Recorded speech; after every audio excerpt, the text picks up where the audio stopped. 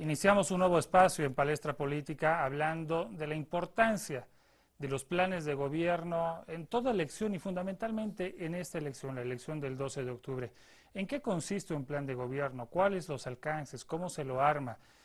¿Cuáles son las características de fondo y de forma de un plan de gobierno? Lo importante es que ante toda cosa, ante toda situación, un plan de gobierno tiene que ser explicitado por los actores que van a participar en una elección y no guardado, no ignorado, no podemos cometer el error de no desarrollarlo. Planes de gobierno. A ver, un elemento es fundamental, algo de teoría entra en todo esto. Se dice que la economía es la reina de los planes de gobierno, porque plantea una visión. Los países que están atravesando un momento positivo económicamente, en esta relación de la economía con el plan de gobierno en concreto, se plantea la sustentabilidad de todas esas posiciones. De otro lado, está la posibilidad de que en caso de crisis también la economía sea la reina de ese plan de gobierno, planteando soluciones para salir de ella. ¿Qué es mejor? ¿Un plan de gobierno extenso, un plan de gobierno sintético, que el plan de gobierno analice el pasado, que el plan de gobierno nos proyecte hacia el futuro? Todos los detalles, todas las aristas esta noche en Palestra Política. Bienvenidos, bienvenidas, buenas noches. Gracias a Agencia Nacional de Hidrocarburos, presentamos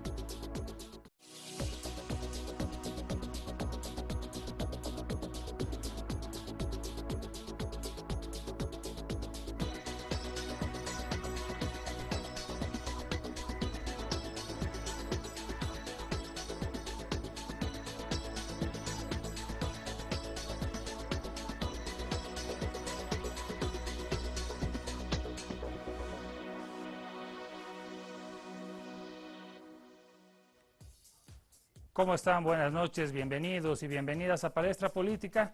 Esta noche hablando de un tema fundamental. Creo yo que si no tocamos el tema de los planes de gobierno, difícilmente vamos a poder comprender cuál es la relación que hay entre los senadores, la idea de los senadores con lo que plantea el partido político, la idea de los plurinominales o la idea de los uninominales en ese acto que vamos a efectuar todos los bolivianos y bolivianas el próximo 12 de octubre. Conocer los planes de gobierno, pero fundamentalmente cuál es la dinámica intrínseca a esta posición política. Para hablar sobre este tema, para hablar sobre todas estas cosas, presentamos a nuestros panelistas de esta noche. esta noche vía Skype desde Cochabamba tenemos la presencia de María Alejandra Prado. Ella es licenciada en Derecho, formada en la Universidad Privada de Bolivia, realizó un diplomado en Gobernabilidad y Gerencia Política.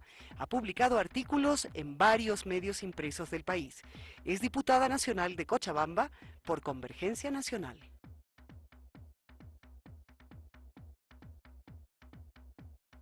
Williams José Vascopel Aruta. Es licenciado en Derecho, formado en la Universidad Católica San Pablo, máster en Derecho Constitucional. Ha realizado un posgrado en Filosofía Política. En el año 2010 publicó Derecho Constitucional Autonómico. Formó parte de la Asamblea Constituyente, siendo asesor del Consejo Nacional de Ayllus y Marcas, del Cuyasuyu, y de la Confederación de Pueblos Indígenas de Bolivia. Ha sido parte del equipo técnico en la redacción de la Constitución Política del Estado Plurinacional. En la actualidad es docente universitario en posgrado de Derecho. Ahí está el nombre de nuestros invitados, al que se va a sumar uno más en cuestión de minutos. Hacemos un corte y entramos en pleno en la contextualización que vamos a efectuar del tema en cuestión, el tema de los planes de gobierno y su importancia en las elecciones.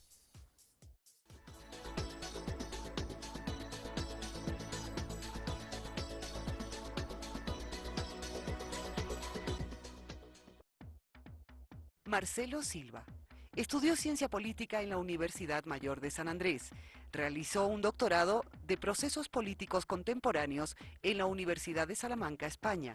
Obtuvo la maestría en Ciencia Política en la Universidad Internacional de Andalucía, España. Publica artículos en distintas revistas latinoamericanas de ciencia política. Escribe para revistas del ámbito universitario nacional. Ha publicado en el año 2012 Volatilidad Electoral, editado por la Universidad Nuestra Señora de la Paz. Es activista político. Agradecemos la presencia de nuestros panelistas Marcelo, Williams y Alejandra Prado en la ciudad de Cochabamba en contacto con Avia y a la televisión y Palestra Política. Volvemos a recordarle, si usted se está subiendo recién a este carro de Palestra Política, la temática de esta noche y lo más importante, la contextualización para iniciar este coloquio.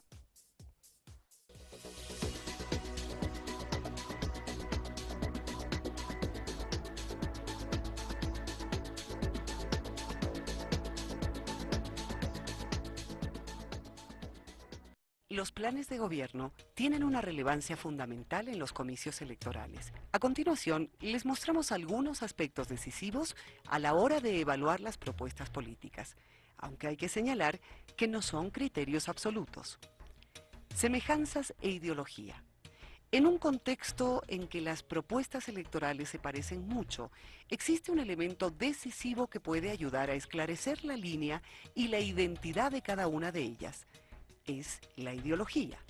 La ideología política es determinante al momento en que se busca presentar las propuestas electorales. La importancia de su rol es que juega una función de alma de las ofertas. Una propuesta electoral suena muy diferente cuando posee una ideología a cuando carece de ella. Uno de los riesgos del divorcio entre propuesta electoral e ideología está en que se puede caer en la similitud total de ofrecimientos, dando paso a que elementos superficiales sean los que definan una votación. El lenguaje de los planes de gobierno. El lenguaje es un elemento diferenciador de las propuestas políticas, el modo en que los candidatos o partidos hacen conocer sus propuestas juega un rol determinante. En el caso boliviano, sucede que gran parte de los partidos de oposición se dedican a cuestionar la gestión del movimiento al socialismo, mientras que este último propone una visión hacia el futuro, estrategia discursiva muy diferente a la que utilizó en elecciones pasadas. En materia de lenguaje, es muy común que se suele calificar al adversario político con ciertas denominaciones que buscan crear en la conciencia colectiva sentimientos de rechazo o de aceptación. El debate entre lo general y lo particular.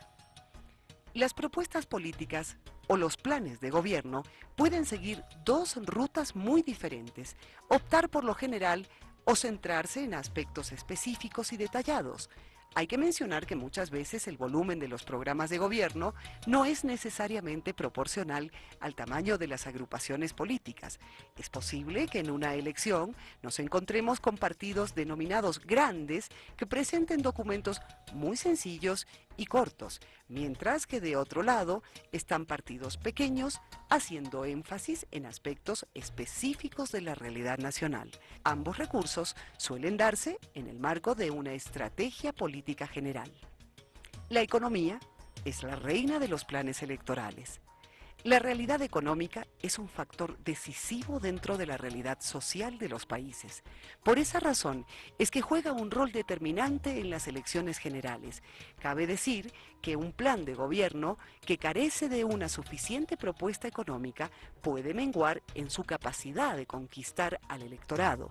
Existe una tendencia muy clara a hacer del tema económico-financiero el principal caballo de batalla de las elecciones. Algo así lo hemos visto en los últimos días cuando el presidente y candidato por el MAS cuestionó la propuesta del candidato Doria Medina, quien propuso el 50-50 en torno a los réditos en materia de hidrocarburos en desmedro de la nacionalización.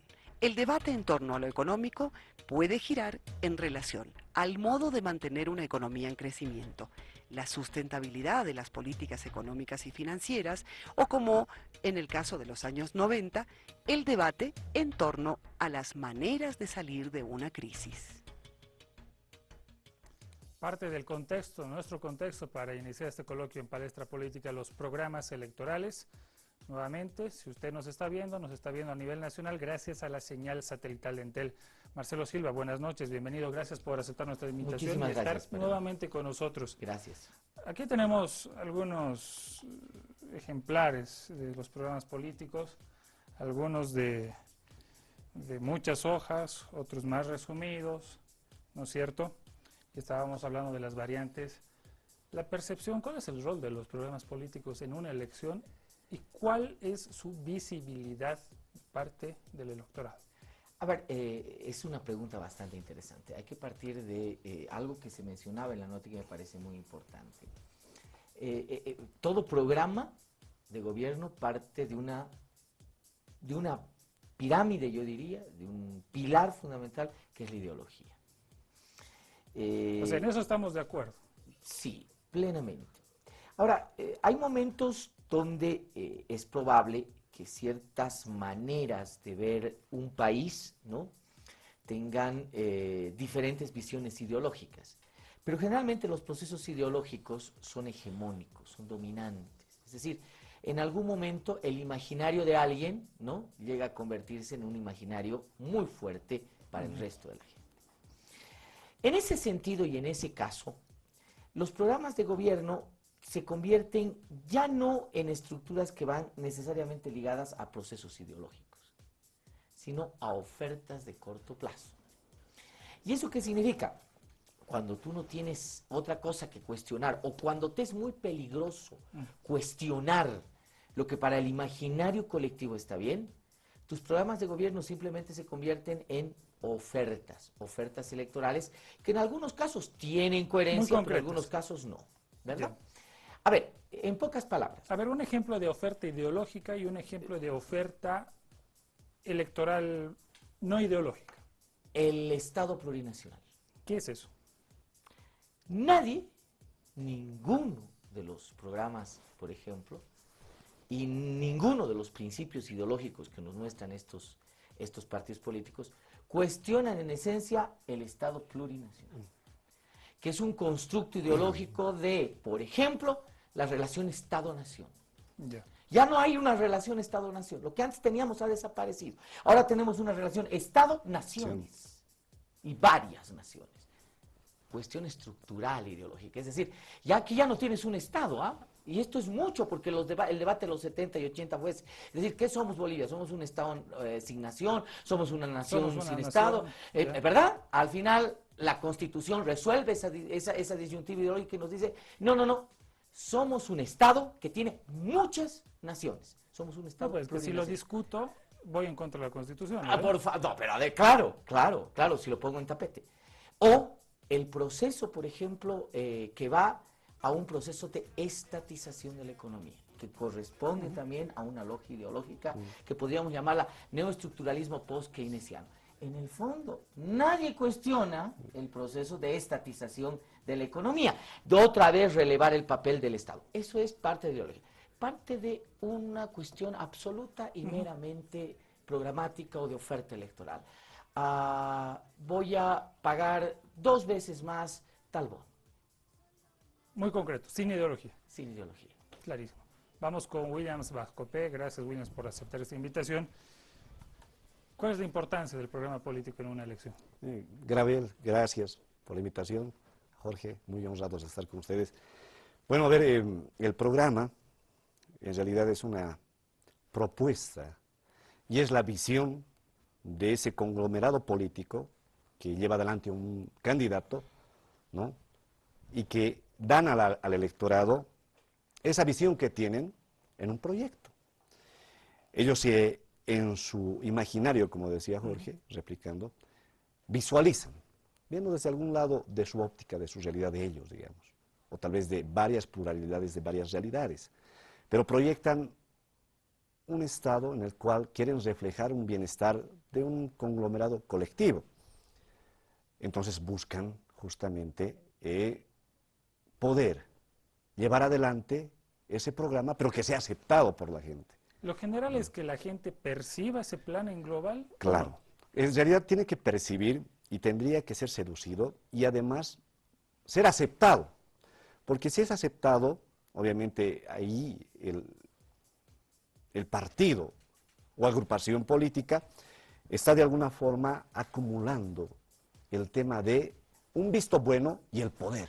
Porque, ojo, el poder que te van a dar es de acuerdo a la visión de Estado y que tú puedas seducir ese electorado para que justamente llegues a gobernar. no hay gobierno si no tiene poder, así de claro. Es decir, el poder acumular, el poder político de una colectividad necesariamente necesita ser seducido y obviamente ser consentido por el electorado, el pueblo, ¿no es cierto? En ese contexto, el programa de gobierno es la parte y la esencia fundamental de lo que el ciudadano quisiera.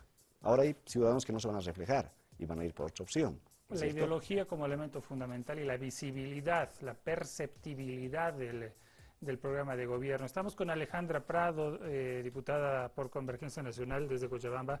Bueno, lo ha sido en este tiempo. Alejandra, bienvenida, buenas noches.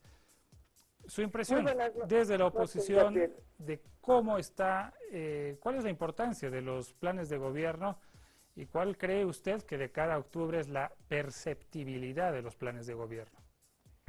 No, bueno, primero saludar a todos los integrantes del panel, al licenciado Silva, al doctor Vascopé y obviamente a ti, Gabriel, con muchísimo agradecimiento de que me hayas traído a tu programa.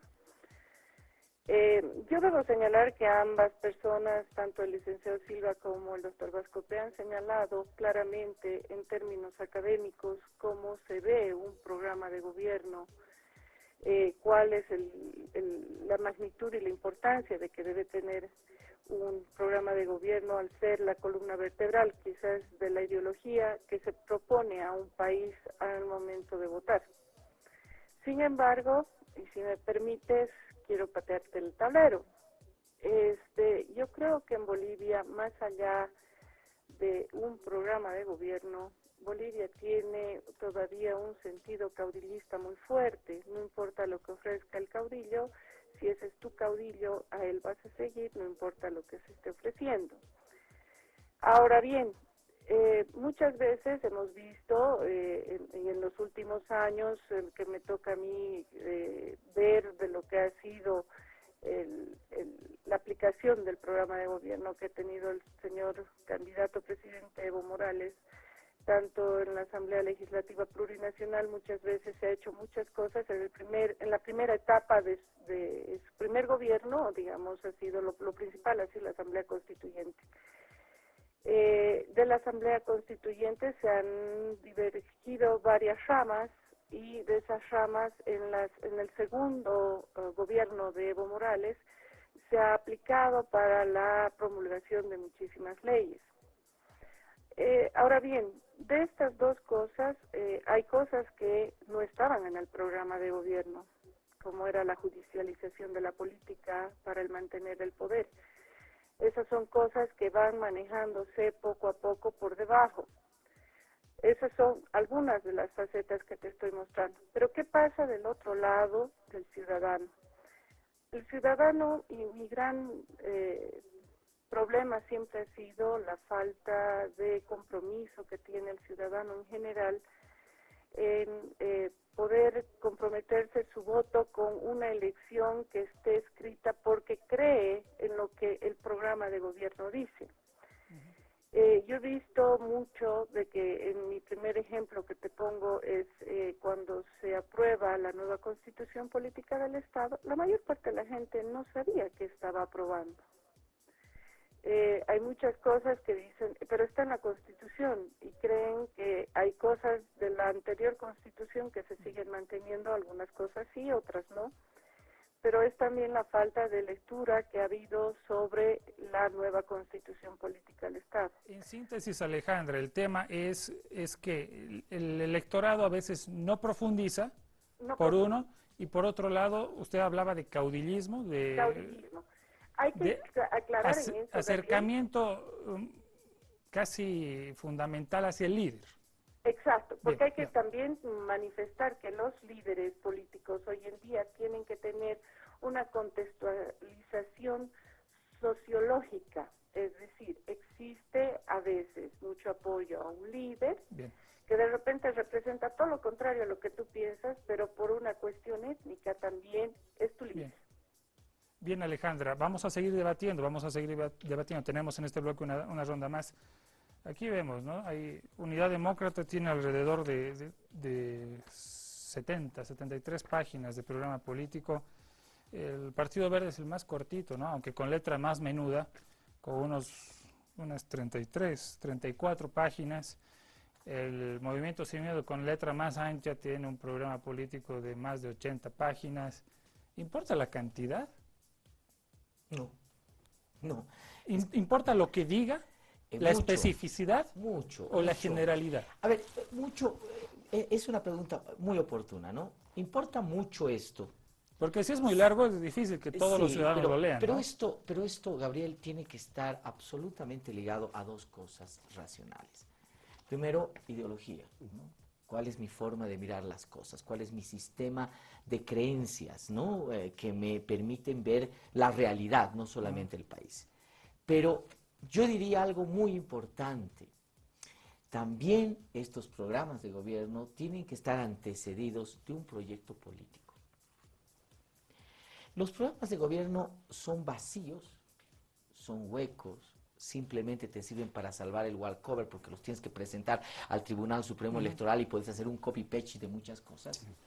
Cuando no tienes articulado un proyecto de poder político. Y eso significa, por ejemplo, cuando tú tienes muy bien claras las cosas, cuál es tu situación política y hacia dónde vas. Por ejemplo, si eres un partido pequeño, ¿cómo vas a trascender de ser un partido pequeño a un partido trascendente o a un partido grande? Si eres un partido que solamente tiene una estructura electoral coyuntural, ¿cómo vas a poder articular también un proyecto que vaya casado, por ejemplo, a las elecciones departamentales y municipales, por darte un ejemplo, ¿no?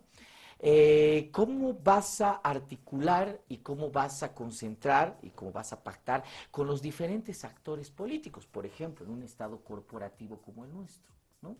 Es decir, ¿qué tipo de aliados políticos vas a tener? Los programas no solamente tienen que tener ideología, no solamente tienen que tener oferta, sino también tienen que tener proyecto político. Y yo creo que la gente, ¿no? Ahora, lamentablemente, y coincido con la diputada Prado, creo que es exdiputada, ¿no? Ahora es candidata, si no me equivoco, si me equivoco, por favor, corríjame. Pero creo indudablemente que la gente no lee más que estas propuestas, por dos razones, y soy cortito en esto. Uno, porque estamos en un proceso que yo llamaría neopopulismo. Y en el neopopulismo, la figura central, la característica central, antes que el programa, la ideología y lo que tú quieras, es la presencia y la fortaleza del caudillo. A ver, ¿este neopopulismo abarca a la oposición también? Mira, ¿Por qué le hago la pregunta? Porque el diagnóstico de los partidos alistándose para las elecciones de octubre eran primero identificar los binomios y los candidatos antes que el programa mismo. De acuerdo. O sea, pareciera que la lógica es la misma, ¿o no? De acuerdo, pero además hay otra característica fundamental. Los neopopulismos, aparte de tener al líder como el centro de reflexión, porque ese es el centro de reflexión, no tienen coherencia ideológica. Es cualquier cosa. Sí. Así de sencillo, ¿no? Bajo los parámetros que conocemos tradicionalmente, ¿no? Hay partidos socialistas de derecha, hay partidos militares cristianos, ¿no? Hay partidos... Es el populismo, ¿no? Es decir... Los verdes ¿no? industrializadores. Los verdes desarrollistas, es decir, hay absolutamente todo lo que tú quieras, ¿no? Los populistas se convierten, y esta definición me gusta mucho que surgió en Estados Unidos, en una especie de partidos catch-all. ¿Qué significa? Que agarran todo, ¿no? Esa es la idea. William, su percepción, a ver, ¿es bueno que se especifique el plan de gobierno o al final de cuentas, de qué sirve que sea tan específico un plan de gobierno si es que la gente no lo va a leer? ¿O qué tendrían que hacer los partidos?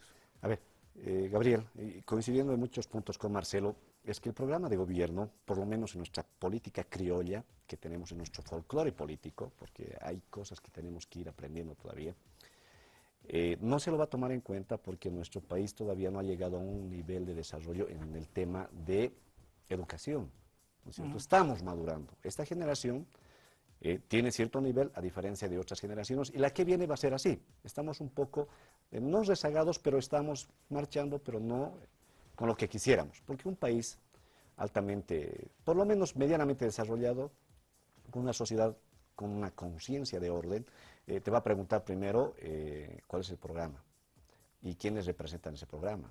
O sea, quiénes van a ir a ejecutar ese programa.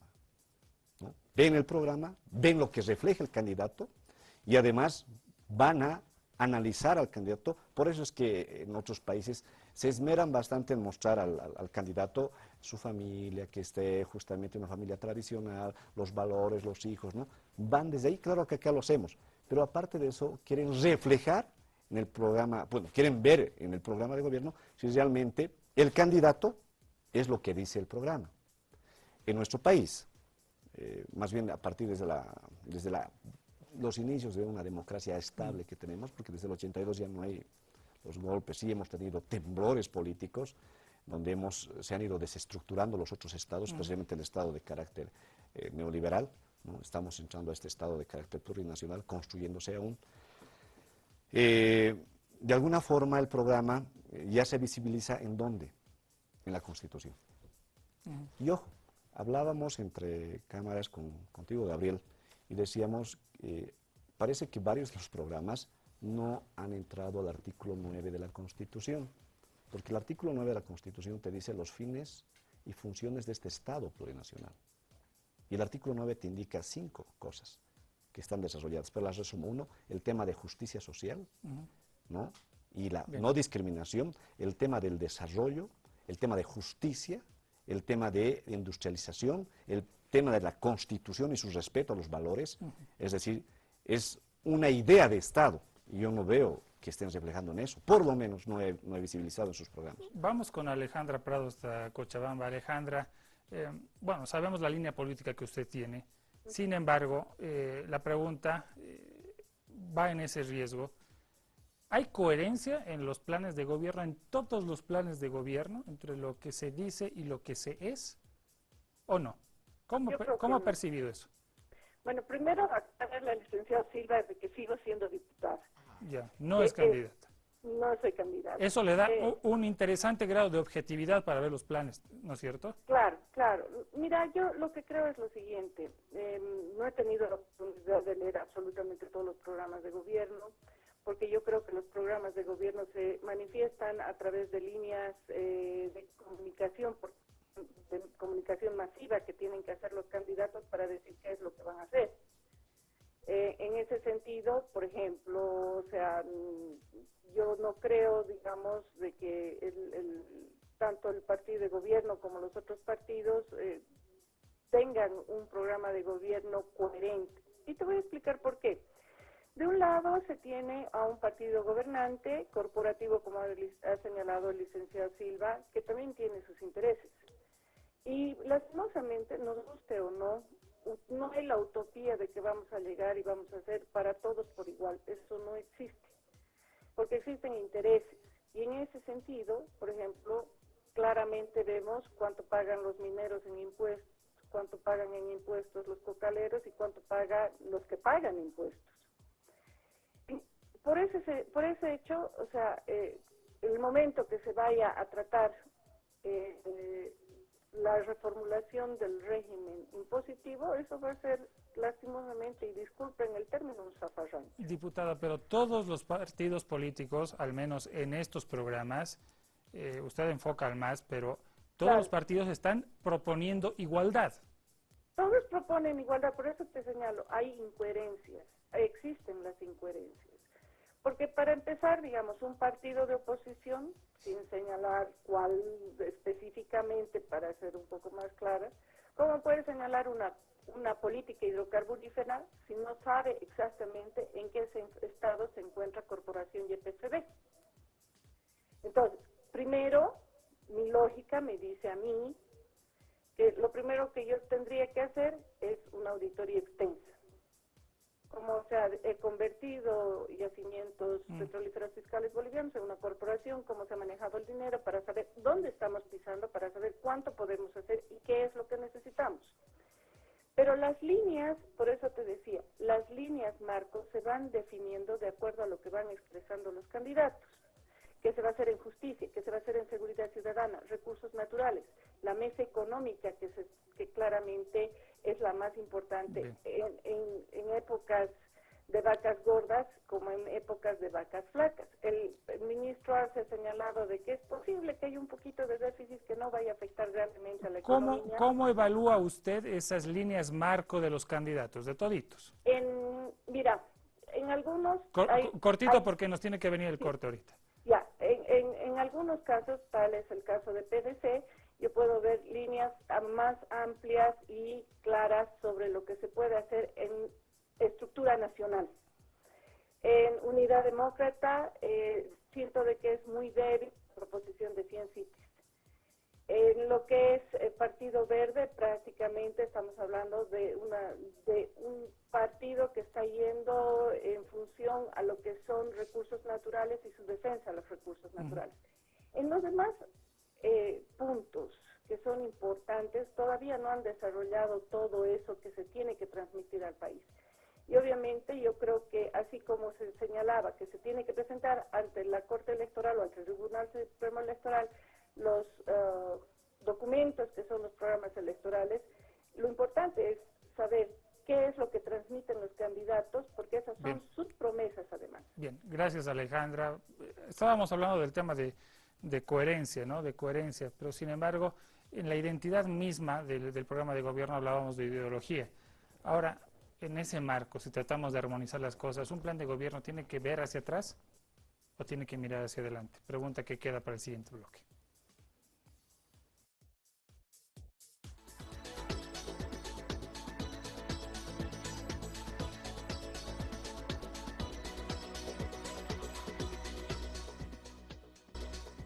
Es un trabajo muy difícil hacer un resumen, una síntesis de los planes de gobierno. Sin embargo, lo hemos hecho acá en Palestra Política con el fin de que usted esté informado y en la medida de su curiosidad política pueda adentrarse en ellos y tomar una elección. Vamos a revisar partido por partido qué es lo que se propone para las elecciones.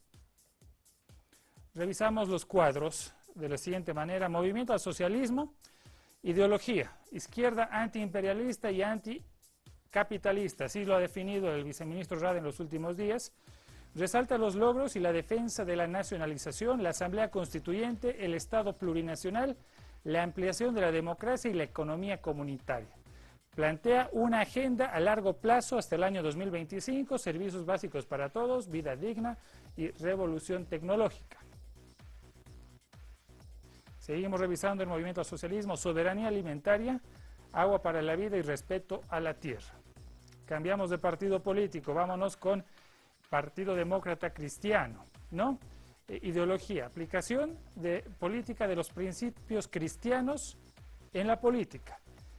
Empleo, ingresos, energía limpia, futuro, agenda digital, educación de calidad, salud con calidez, término acuñado, no precisamente dentro, lo había dicho el vicepresidente en algún momento, cuando hablaba de la Caja Nacional, vivienda y servicios básicos y otros, democracia, justicia, etcétera.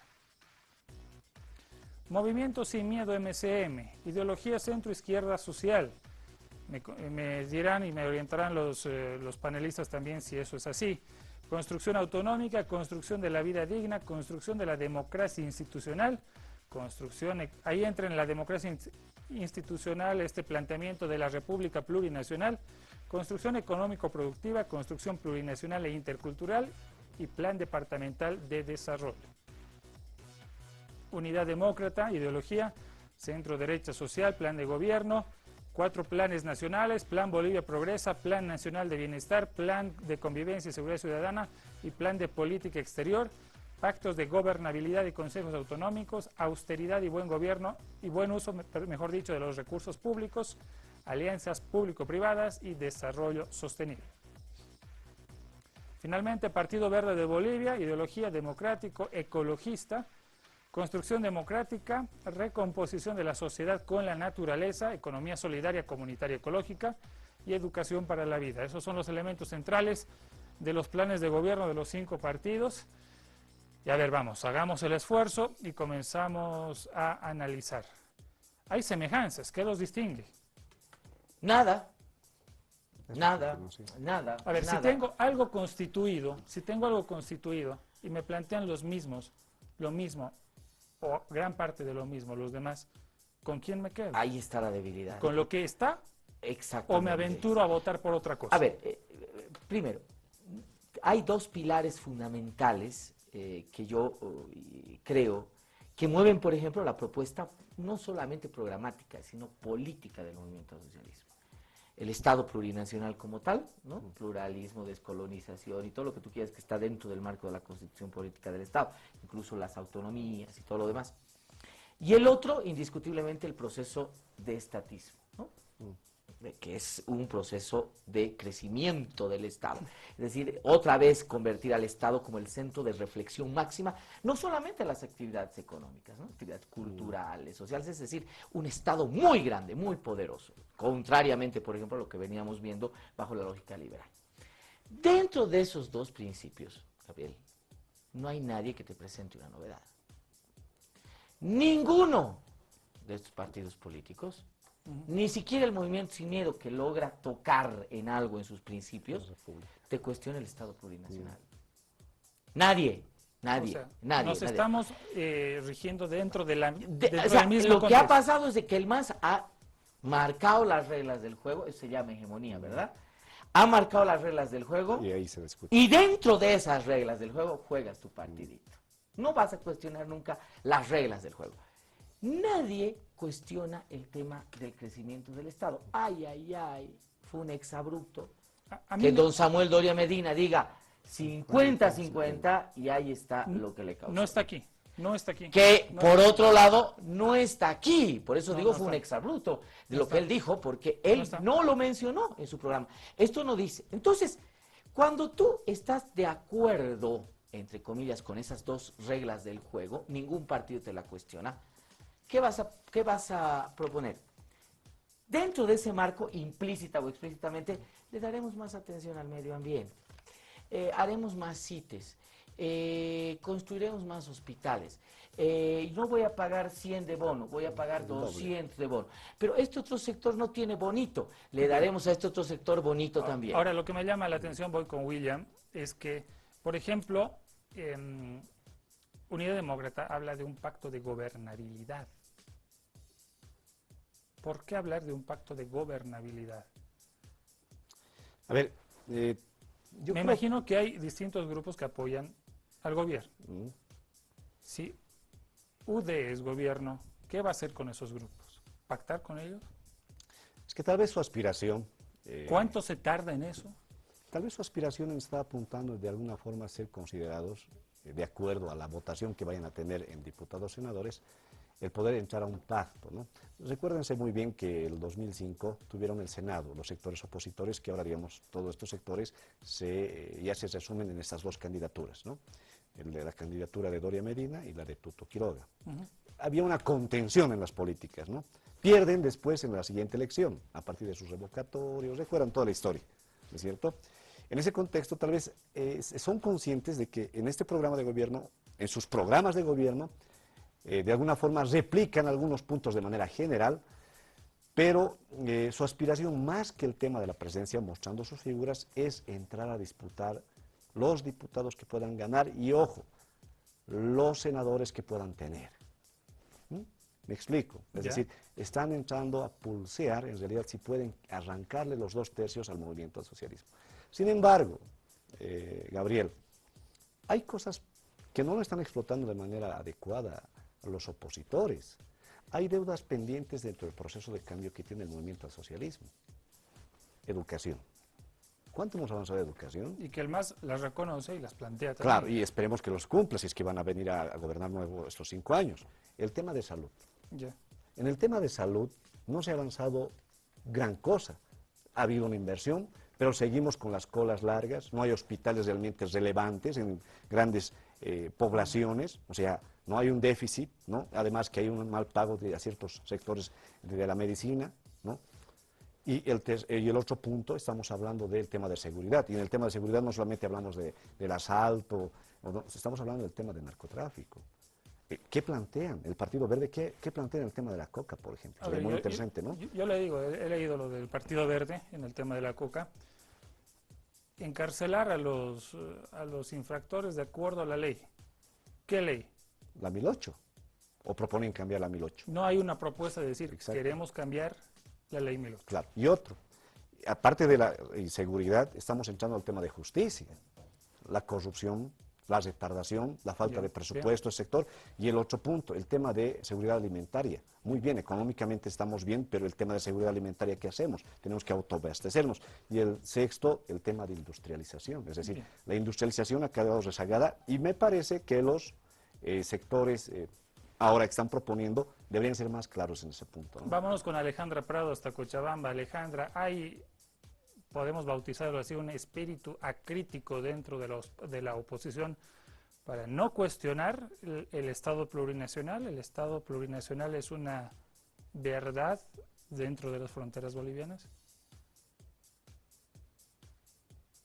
Vamos con Alejandra. Alejandra, ¿me escucha? Cuénteme. Ya vamos a mejorar, por favor, esa conexión. Les pedimos. Hablando de, hay un espíritu acrítico dentro de la oposición, Alejandra, volvemos con usted. No se discute el tema del Estado plurinacional, es lo que estamos diciendo, del Estado plurinacional. Ya, vamos a ver el tema de la conexión con Cochabamba. Usted decía, ahora sí, ya, muchas gracias. Ya, cuénteme, Alejandra, ¿hay un espíritu acrítico con el tema del Estado plurinacional o no? Ya, continuemos con la misma idea, por favor, Marcelo. Yo creo que electoralmente no es conveniente. No es conveniente. ¿Es hasta riesgoso, dice usted? Por supuesto, por supuesto. A ver, vamos a ver el tema de lo que pasó con Doria Medina. El autogol, ¿no? Es decir, voy a decir algo. El gobierno nacional, hace unos 2 años, nos viene diciendo que es necesario cambiar las reglas del juego, por ejemplo, con aquellas empresas que son capaces de realizar exploración de hidrocarburos. Nunca habló del 50%, al que algunos opositores han sacado algunas grabaciones y han dicho también el 50%, ¿no? Pero bueno, Doria Medina pone eso en mesa y se arma ahí gran escándalo. Pero además altamente justificado, porque todo el imaginario de bonanza económica está puesto en un proceso de estatización de la economía del gas. Así de sencillo, ¿no? Aunque de repente la política está en su auge. Probablemente. ¿Y criticar algo en su auge es conveniente o no? Por supuesto. Tú criticas el Estado plurinacional, por ejemplo, ¿no? Y todo el mundo te va a venir encima de ¿qué? Que otra vez eres un neocolonialista, que quieres deshacer los avances, los alcances. Es decir, probablemente en el fondo muchos de tus candidatos no creen en el Estado plurinacional. Muchos de tus candidatos no creen en el proceso de estatización de la economía. Pero es peligroso electoralmente presentarte un programa que vaya en contra de esa corriente. Bien. Y eso los vuelve candidatos sin identidad. Es decir, al final simplemente sus programas se basan en estas propuestitas mínimas. Vámonos con Alejandra. Alejandra, le repetimos la pregunta. ¿Hay un espíritu acrítico en la oposición? Nadie cuestiona, dicen nuestros panelistas acá en La Paz, el Estado plurinacional. Lo que es el concepto de Estado plurinacional probablemente no, porque existe ya conciencia de que en Bolivia somos diversos y que en ese sentido convivimos de forma diversa en el país. Pero lo que yo quería señalar, Gabriel, es lo siguiente. Yo creo que dentro de lo que se estaba hablando en esta última ronda, hay 2 polos que señalar que ninguno de los candidatos están hablando. Hay un grupo de candidatos que se están tratando de enfocar netamente en todo lo que se refiere al capital. La nacionalización, la estatización, cuánto se ha hecho, en números, en cifras y todo lo demás. Pero hay muy pocos que están señalando la otra parte de la historia, que es la parte sensible, la parte que de repente no se contabiliza en dinero. Estamos hablando de la justicia, la educación y la salud, tal como lo decía William Suárez. Pero aparte de eso, dentro de lo que es justicia, yo creo que hay un tema absolutamente relevante que hay que tocar, que son derechos humanos. Como muy pocos de los gobiernos democráticos, este gobierno ha tenido más de 700 refugiados, asilados, etcétera, etcétera, judicialización de la política y todo lo demás. En ese sentido, muchos de los que están hablando del capital nada más, no mencionan esta otra parte. Entonces, eso yo creo que para mí, por lo menos personalmente, yo debo decirlo así me asfaltes la calle con oro, si existen 700 personas que apenas pueden sobrevivir, que son bolivianas y no pueden vivir acá, porque existe un tema de persecución política, entonces de nada me sirve. Ahora, cuando hablamos de educación, cuando hablamos de salud, cuando hablamos de gente que, digamos, tiene una invalidez y que no ha recibido ese 10% de incremento, que no tiene derecho al segundo aguinaldo, entonces la igualdad, esos temas que se manejan tan bonito en la retórica y todo lo demás, no se toman en cuenta en este momento. Alejandra, pero la pregunta era, no se cuestiona lo fundamental, la idea general de la visión de país. Por eso te decía, Estado plurinacional, como el concepto que se lleva en la Constitución de que somos un país de varias naciones, no se lo cuestiona. Ahora, si estamos hablando Estado plurinacional bajo los términos del movimiento al socialismo, en ese sentido podemos hablar y discutir muchas otras cosas. Bien, Alejandra. Lo que queremos hacer ahora es mostrarles este sondeo en La Paz, a ver la posición de esta fotografía de una situación, evidentemente limitada en un contexto, en una determinación, pero qué es lo que dicen las personas a las cuales nos hemos acercado para pedirles su opinión. Bueno, muy poco he escuchado, he visto la propuesta. Es la misma rutina que en cada elecciones hacen todos los que quieren dar algo por el país, ¿no? Entonces yo pienso que todas las personas que ya conocemos, ¿no? Los candidatos que tenemos desde Evo y los demás que son la misma, diríamos, el mismo cáncer para nuestro pobre país. Pienso que para mí no hay ninguna propuesta buena. Bueno, la verdad solamente para mí todos prometen y no cumplen, así que no me interesa. No, de nadie. No sé, tampoco te puedo decir si que me parece bien o mal, porque no conozco de nadie.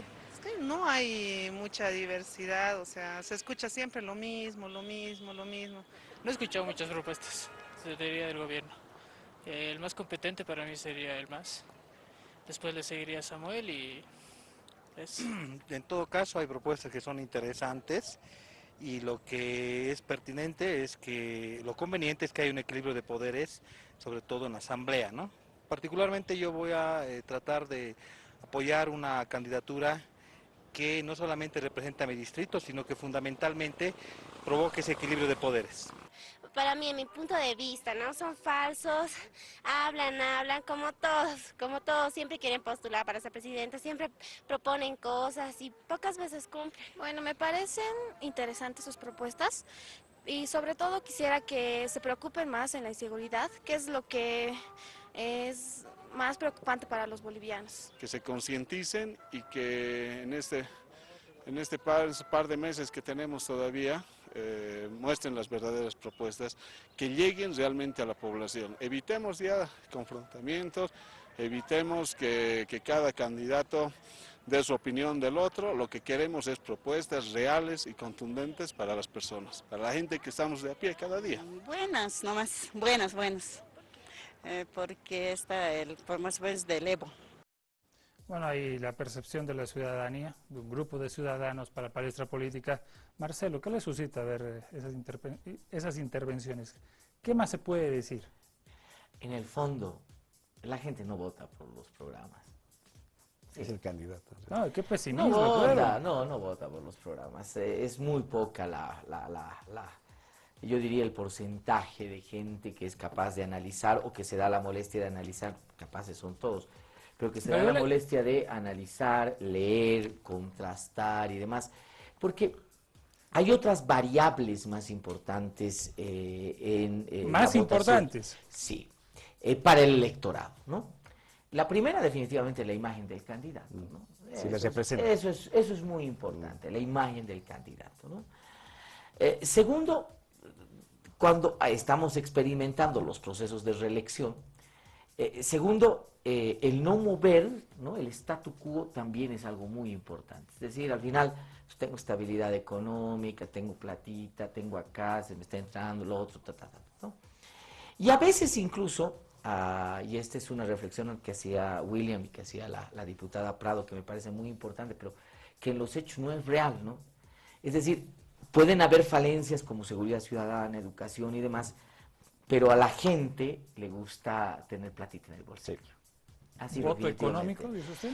Yo diría más que voto económico, ¿no? Un voto muy statu quo, ¿no? Un voto muy statu quo en el sentido de que, a ver, mientras haya platita. Claro, esto tiene su límite cuando, por ejemplo, los índices de inseguridad ciudadana se disparan.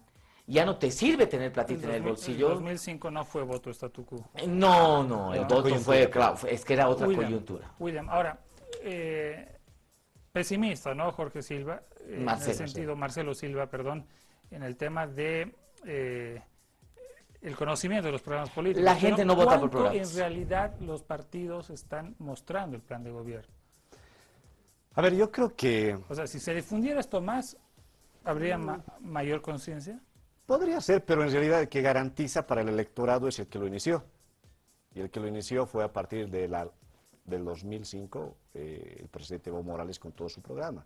Capturó el descontento de los 20 años anteriores, ¿no? Y especialmente con la catastrófica gobierno de Sánchez de Lozada, ¿no? Que eso ya fue el corolario para que Evo Morales capture, porque había varios líderes, ¿no? Captura, lleva ese proyecto que lo vuelve en propuesta la agenda de octubre, ¿no? El tema de la nacionalización de los hidrocarburos, más allá que pueda discutirse hoy día, la Asamblea Constituyente, ¿no? El tema de la pluralidad de las naciones, lo indigenista, ¿no? Y ahí entra el tema de autonomías, aunque forzadamente, pero ya es quien lo captura y quien lo presenta primero. Y después los otros tratan de ingresar. Yo creo lo siguiente, Gabriel y Marcelo, yo creo que la gente de acá a un tiempo va a buscar una opción que sea nueva. Porque tú tienes a los mismos de ayer queriendo lucharle a Evo Morales, a excepción de Vargas. Pero Vargas no tiene la musculatura para esta coyuntura, siendo respetuosos, pero siendo sinceros, ¿no? Una candidatura nueva que ofrezca otro proyecto de Estado, que salte el Estado plurinacional, porque hay mucha gente que le descontenta. Hemos entrado, cierto, a una diversidad de reconocernos, pero hay que buscar ya, pasado estas fases de estructuras resquebrajadas, que era el tema del ARA y el ARA y todo lo que se hablaba, ¿no es cierto? Ya se consolida, ¿no? Pero habría que entrar a un estado de identificación de lo que es lo boliviano. La Constitución, por si acaso, habla de la nación boliviana, y no lo han explotado muy bien esos opositores. Si bien hay una pluralidad, pero te habla de la nación boliviana. Como la república. Como la república. Te habla de la república. De la república, y eso que tal vez ha tratado de sacar Juan del Granado, ese tema de la res publicum, ¿no? De la república, pero si hay un nuevo candidato que te proponga lo que falta del proceso de cambio, consolidar y construirlo, y además te diga que en lo económico podrán profundizar más, ahí habría una cierta tendencia, ¿no? Gracias, Williams. Vamos con Alejandra. Alejandra, los candidatos opositores, ya hemos visto este desencanto con el programa político, con los programas políticos. Hay que recurrir, como usted dijo en algún momento, a los liderazgos. ¿Los liderazgos alternativos jalan o no jalan? Yo pienso de que existe hay una etapa nueva que se está construyendo en el país. Existen nuevas figuras políticas. Nunca antes, sin haber pertenecido a un partido político, hubiera llegado una persona como yo al Parlamento y se ha dado la oportunidad. Sin embargo, yo creo que tiene que haber la oportunidad, y esto lo digo con absoluta sinceridad, que el gobierno dé la oportunidad para la creación de nuevas oportunidades políticas. Porque lastimosamente a partir de la persecución o a partir de juicios o a partir de muchas situaciones que se han dado en el país, mucha gente tiene miedo a participar. En todo caso, obviamente es importante de que se dé la oportunidad para que se pueda formar nuevos grupos o nuevos partidos políticos, porque evidentemente existe el tiempo y se está dando la oportunidad para que esto se cree. Es importante además señalar de que más allá de lo que ha señalado el doctor Vascope, en el sentido de que después de 20 años, hay que también tomar en cuenta que hay 9 años de desgaste por parte del movimiento al socialismo, que no son gratuitos. Hay un caso de terrorismo que también sigue ahí latente y se van divulgando muchas cosas todos los días, y eso obviamente también hacia la política nacional. Alejandra, ¿los liderazgos de ahora jalan o no jalan en la oposición? Los liderazgos de ahora hay unos que sí y otros que no. Los que sí jalan es los que están yendo con propuestas nacionales concretas, con políticas de larga data. Y eso, o sea, de larga data me voy a referir a algo que se pueda plasmar en 5 y 10 años, que se puedan manejar para un cambio trascendental en ciertas estructuras del país. Bien, Por ejemplo, la coca. Eso es importante tocarlo. Y obviamente hay que manejarlo porque el país no puede convertirse en un narcoestado. Bien, Alejandra, queremos agradecerle su participación. Tenemos las conclusiones, no se vaya, por favor. 1 minuto por panelista. Empezamos con el doctor Williams Vascopé, por favor. 1 minuto para dar su conclusión, su valoración sobre el tema que estamos tratando, los programas políticos, su rol en estas elecciones. Si bien son importantes actualmente, ¿no?, que pueden ser propuestas, sin embargo, tenemos que llegar a la conclusión de que el país lo que en realidad a veces busca es el liderazgo político, el carisma que pueda tener este líder, lo que les represente este líder y además si realmente se ve reflejado el ciudadano con ese líder. Entonces, nuevamente indico, si bien son una parte importante las propuestas, sin embargo, depende mucho del candidato. Eso, cuando lleva un voto, el candidato, ¿no?, da ese voto, le da esa porción de poder que tiene el candidato, este candidato que llega a su objetivo del poder tiene lo que se llama legitimidad en poder y puede justamente plasmar lo que en su gobierno ha dicho. Ahora, que más adelante se equivoque, no haga caso, es otra discusión post. Pero los programas de gobierno, si bien son importantes, pero en la vida, actualmente es más que todo el candidato. Vamos hasta Cochabamba. Alejandra, su conclusión, su valoración en torno a los programas políticos y la conversación de esta noche.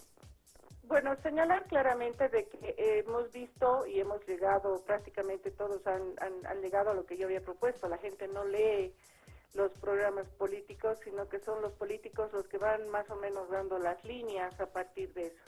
Que existe un caudillismo muy fuerte. Palabras más, palabras menos, lo acaba de señalar el doctor Vascopé, que la gente vota por la persona y probablemente no interese qué programa de gobierno puede tener.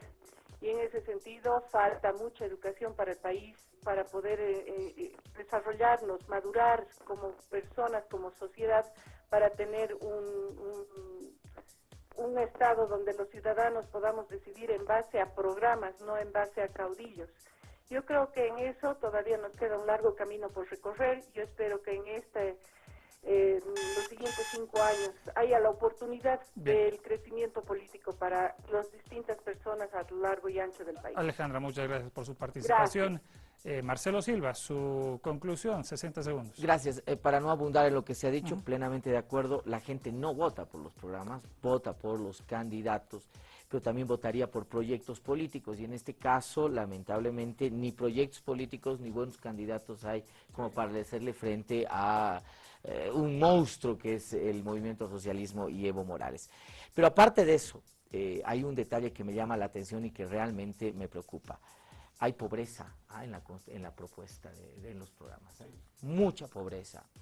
Es decir, ni siquiera la construcción de estas ofertas de corto plazo, llamativas, marqueteras, ¿no?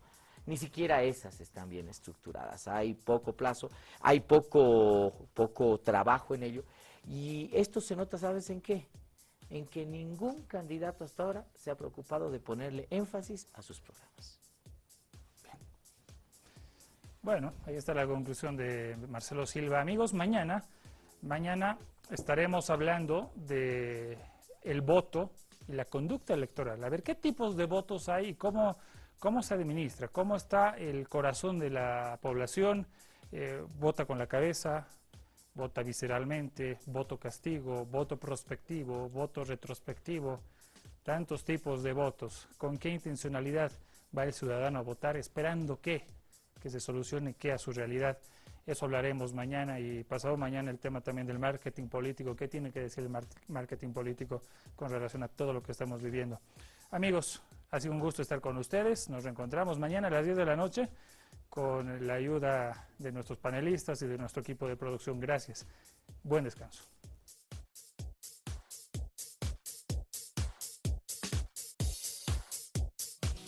Gracias a Agencia Nacional de Hidrocarburos, hemos presentado